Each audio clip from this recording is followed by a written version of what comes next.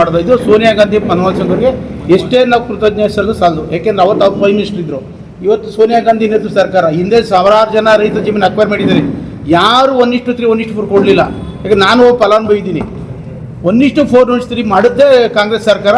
ಮೊದಲನಾಗಿ ಸೋನಿಯಾ ಗಾಂಧಿಗೆ ಈ ಸಭೆಯಲ್ಲಿ ಕೃತಜ್ಞತೆಗಳಿಗೆ ಇಷ್ಟಪಡ್ತೀನಿ, ಧನ್ಯವಾದ ತಿಳಿಸ್ಬೋದು. ಯಾಕೆಂದರೆ ಇವತ್ತು ರೈತರು ಈಗ 2009-7 ಬಿಡದಿ 5 ಟೌನ್ಶಿಪ್ ಮಾಡಿದ್ರು. ಯಾವುದೋ ಬಿಡದಿದ್ದು ಒಂದು, ಸಾತ್ನೂರೊಂದು, ನಂದಗುಡಿ ಒಂದು, ಮಾಯಗನಹಳ್ಳಿ ಪಂಚಾಯತಿ ಒಂದು, ಇದು ನಮ್ಮ ಸೋಲೂರು ಒಂದು. 5 ಟೌನ್ಶಿಪ್ನ ಮಾಡಿದವರು, ಬ್ಲಾಕ್ ಮಾಡಿದವರು, ರೆಡ್ ಝೋನ್ ಮಾಡಿದವರು ಸನ್ಮಾನ್ಯ ಗೌರ್ಮೆಂಟ್ ಎಚ್ ಡಿ ಕುಮಾರಸ್ವಾಮಿ ಅವರು. ಅವತ್ತೇನು ಬ್ಲಾಕ್ ಮಾಡಿದ್ರು ಅವತ್ತಿಂದ ಇವತ್ತು ಗಂಟೆ 30-40 ಲಕ್ಷ ರೂಪಾಯಿ ಇದೆ ಎಕರೆ ಜಮೀನು ಬೆಲೆ. ಇವಾಗ ನೋಡ್ಬೇಕು. ನಾನು ಈಗ ತರಿಸ ಮಾಹಿತಿ ನಿಮ್ಗೆ ಕೊಡ್ತೀನಿ. ಈಗ 1 ಎಕರೆ ವ್ಯಾಲ್ಯೂಯೇಷನ್ 30 ಲಕ್ಷ ರೂಪಾಯಿ ಇದೆ, 40 ಲಕ್ಷ ಇದೆ ಹೊಸೂರಲ್ಲಿ.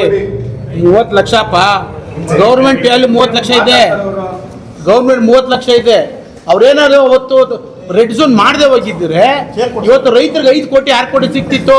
ಇದು ಯಾರು ಗೊತ್ತಿಲ್ಲ. ಇದು ಟರ್ನ್ ಓವರ್ ಆಗಲಿಲ್ಲ, ವಹಿವಾಟು ಆಗಲಿಲ್ಲ, ಇಂಡಸ್ಟ್ರಿ ಬರಲಿಲ್ಲ, ಜಮೀನಲ್ಲಿ ಜಾಸ್ತಿ ಆಗಲಿಲ್ಲ. ಅಕ್ಕಪಕ್ಕ 3 ಕೋಟಿ 4 ಕೋಟಿ ಇದೆ. ಈ ಭಾಗದಲ್ಲಿ ಎಲ್ಲೆಲ್ಲಿ ರೆಡ್ ಝೋನ್ ಮಾಡಿದ್ರಿ ನೀವು? ಇವತ್ತು ರೈತರಿಗೆ 30 ಲಕ್ಷ 40 ಲಕ್ಷ 60 ಲಕ್ಷ ವ್ಯಾಲ್ಯೂಯೇಷನ್ ಇದೆ. ವ್ಯಾಲ್ಯೂಯೇಷನ್ ಮೌಲ್ಯನೇ ಇಂಪ್ರೂವ್ ಆಗಲಿಲ್ಲ. ಮಾಡಿದ ರೈತನ ರೆಡ್ ಝೋನ್ನ ಡಿ ಕೆ ಶಿವಕುಮಾರ್ ನೋಡಿದ್ರು, ಸಿದ್ದರಾಮಯ್ಯ ಮಾಡಿದ್ರು, ಡಿ ಕೆ ಸುರೇಶ್ ಮಾಡಿದ್ರು. ಮಾಡಿದವ್ರು ನೀವು. ಇವತ್ತು ಇಲ್ಲ ನಾನು ಮಾಡಲೇ ಇಲ್ಲ ಅಂತೀರಿ. ದಾಖಲೆ ಇದೆ. ನೀವು ಅಧಿಕಾರಿ, ನೀವು ಮಾಧ್ಯಮ ಸ್ನೇಹಿತರು ಪರಿಶೀಲನೆ ಮಾಡಬೇಕು. ಯಾವುದು ನ್ಯಾಯ, ಯಾವುದು ಅನ್ಯಾಯ? ಶಿವಕುಮಾರ್ ಅವರು ರೈತರಿಗೆ ಜಮೀನು ಕಿತ್ಕೊಳಕ್ಕೆ ಹೋಗೋರ? ರೈತರಿಗೆ ಒಳ್ಳೆ ಬೆಲೆ ಕೊಡಿಸೋ ಪ್ರಯತ್ನ ಮಾಡ್ತಾವ್ರೆ. ಅಲ್ಲೇನಾಗಿದೆ ಅಂದರೆ ಈ ಬೆಲೆಗಳು ವ್ಯಾಲ್ಯೂಯೇಷನ್ ಮೇಲೆ ಕೊಡಬೇಕು.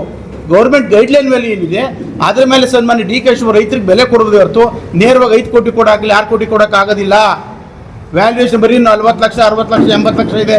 ಅವಾಗ 2.25 ಕೋಟಿ 2.5 ಕೋಟಿ ಕೊಡ್ಬೋದು. ಯಾರು ಇದಕ್ಕೆ ಕಾರಣಕರ್ತರು? ಯಾಕೆ ಹಿಂಗಾಯ್ತು? ಇದು ಯಾರೋ ರೈತರಿಗೆ ಯಾರನ್ನು ಹೇಳಿದಾರ? ಯಾರು ಹೇಳಿಲ್ಲ. ಶಿವಕುಮಾರ್ ಮೋಸ ಮಾಡಿದ್ರು, ದಳ್ಳಾಳಿ ಕರ್ಕೊಂಡು ಹೋದ್ರು. ಉದಾಹರಣೆ ಹೇಳಬೇಕು ಅಂದರೆ ಅನಿತಾ ಕುಮಾರ್ ಸಿವ್ದು 38-40 ಜಮೀನಿದೆ. ನೀವು ಎಷ್ಟು ಲಕ್ಷ ತೊಗೊಂಡಿದ್ರಿ? 2 ಲಕ್ಷ 3 ಲಕ್ಷ 4 ಲಕ್ಷ ತೊಗೊಂಡಿದ್ದೀರಿ. ಅಗ್ರಿಗಳು 100 ಎಕರೆ ಇದೆ. 1000 ಎಕರೆ ಸೇಲ್ ಆಗೋಗಿದೆ. ನಿಯರ್ಲಿ 1000 ಎಕರೆ ಭೂಮಿ ಮಾರಾಟ ಆಗೋಗಿದೆ. ರೈತರು ಕೊಟ್ಬಿಟ್ಟಿದ್ದಾರೆ. ಎಷ್ಟಕ್ಕೆ? ಕೇಳಿದಷ್ಟಕ್ಕೆ 5 ಲಕ್ಷ 6 ಲಕ್ಷ 8 ಲಕ್ಷ 10 ಲಕ್ಷ 15 ಲಕ್ಷ 20 ಲಕ್ಷ. ಇದು ಯಾರು ಗೊತ್ತಿಲ್ಲ. ರೈತರು ಕೆಲವು ಇಟ್ಕೊಂಡ್ರೆ ಭೂಮಿ ಕಿತ್ಕೋಬೇಕು ಅಂತ ಶಿವಕುಮಾರ್ ಹೋಗಿಲ್ಲ. ಇದೇನು ಮಾಡಿ ಈಗ ಬಗೆಹರಿಯಕ್ಕಾಗಲ್ಲ. ರೈತರಿಗೆ ಒಳ್ಳೆ ಕೆಲಸ ಮಾಡಿ ಈಗ ದುಡ್ಡೇ ಅಲ್ಲ 9,600 ಕೊಡಬೇಕು ಅಂತ ಮಾಡೋದು. ಡೆವಲಪ್ರಿಗೆ 1 ಎಕರೆಗೆ 23,500 ಬರ್ತದೆ. ಡೆವಲಪ್ ಆದಂಥ 1 ಎಕರೆಯಲ್ಲಿ 23,500 ಬರ್ತದೆ. 25 ನಿಮಗೆ 40% ಕೊಡ್ತೀವಿ ಶಿವಕುಮಾರ್ ಹೇಳಿದ್ರಿ. 40% 9,600 ನೋಡಿ.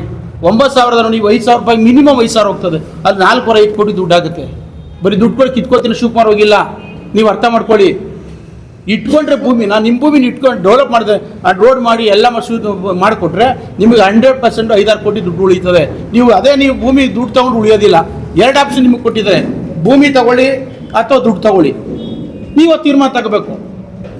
ಅದು ಬಿಟ್ಬಿಟ್ಟು ಇವರು ಪಕ್ಷದ ಕೆಲಸ ಮಾಡ್ಕೊಂಡು JDS ಮುಖಂಡರು ಬರೋದು ಡಿ ಕೆ ಸುರೇಶ್ ಸಿಂಗ್ ಅಂತೆ.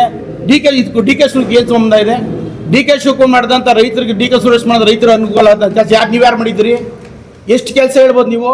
1 ಗಂಟೆ 2 ಗಂಟೆ ಪ್ರಚಾರ ವಿಚಾರ ಮಾತಾಡ್ಬೋದು. ಈಗ ಯಾರಾದರೂ ಒಬ್ಬ ಹೇಳ್ತೀರಿ. ಮೊನ್ನೆ ಪ್ರಜ್ವಲ್ ಏನು ಹೇಳಿದಾನೆ, ಇವನು ಯಾರು ನಮ್ಮ ನಿಖಿಲ್ ಮತ್ತು ಇನ್ನೊಬ್ಬ ರೇವಣ್ಣನ ಮಗ ಸುರೇಶ್ ಹೇಳವನಂತೆ ಯಾಕೆ 3 ಸಾರಿ